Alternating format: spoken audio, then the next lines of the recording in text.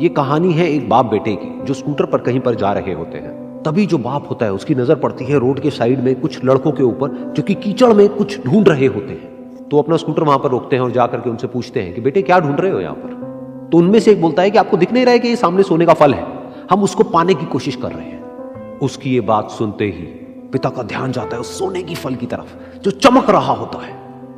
फिर उनके माइंड में कुछ इमेजिनेशंस बनने लग जाती हैं कि काश ये जो फल है ये मेरे बेटे के पास में आ जाए तो ना सिर्फ उसकी बल्कि मेरी भी जिंदगी बदल जाएगी। तो बिना सोचे समझे अपने बेटे को धक्का मार देते हैं उस कीचड़ में और बोलते हैं कि तुझे किसी भी कीमत पर वो फल लेकर के आना है।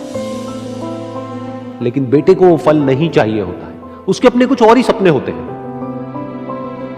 वो बहुत कोशिश करता है अपने पिता को ये समझाने की कि मेरी खुशी इस फल में नहीं है, मेरी खुशी कहीं और है, मेरे सपने कुछ और है। लेकिन उसके पिता उसकी एक नहीं सुनते हैं। वो उसको धक्का मारते हैं उस कीचड़ में और बोलते हैं कि मैं तुझसे पूछ नहीं रहा हूं, तुझे बता रहा हूं कि तुझे वो लेकर के आना है। तो वो बेटा भी अपने बाप के सपने को सच करने के लिए अपनी पूरी जान लगा देता है और पूरी कोशिश करता है कि किसी तरीके से उस सोने का फल उसके हाथ में आ जाए। लेकिन जैसे जैसे वो हाथ पैर मारता है उस फल को पकड़ने के लिए, वो और नीचे धंसने लग जाता है और फिर जाकर के उसको समझ आता है कि ये कीचड़ नहीं है, ये दलदल है। वो चीखता है, चिल्लाता है, अपने पिता को आवाज लगाता है, लेकिन उसके पिता उसकी एक नहीं सुनते। बोलते हैं कि बहाने मत बना, और भी लोग हैं वहां पर जो कर रहे हैं, तो जब वो कर सकते हैं तो तू क्यों नहीं कर सकता। तो एक बार वो फिर से कोशिश करता है और अपनी पूरी जान लगा देता है, लेकिन उसके बाद भी उसके हाथ में कुछ नहीं आता है और वो धीरे धीरे नीचे धंसता चला जाता है और मर जाता है। तब जाकर के उसके पिता को एहसास होता है कि उससे कितनी बड़ी गलती हो गई। वो वहीं बैठ करके रो रहा होता है, चीख रहा होता है, चिल्ला रहा होता है। तभी वहां पर एक साधु आता है और वो साधु उस आदमी से पूछता है कि तुम क्यों रो रहे हो। फिर वो आदमी उस सोने के फल की तरफ इशारा करते हुए उस साधु को अपनी पूरी बात बताता है और बोलता है कि इसमें मेरी क्या गलती है, मैंने तो जो कुछ भी किया अपने बेटे की खुशी के लिए किया।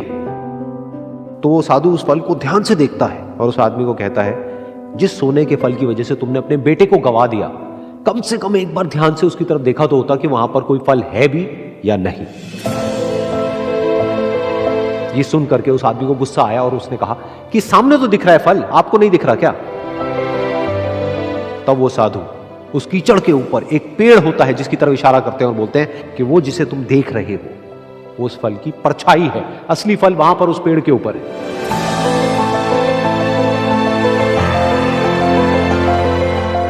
फिर वो साधु उस आदमी को बोला कि अपने बेटे को जबरदस्ती धक्का देने की बजाय और उसको बताने की बजाय कि तेरी खुशी किसमें है, अगर तुमने उससे पूछा होता कि बेटा तू बता तू क्या करना चाहता है और तेरी खुशी किसमें है, तो ना सिर्फ तुम्हारा बेटा जिंदा होता बल्कि हो सकता है कि उसके हाथ में वो असली सोने का फल भी होता।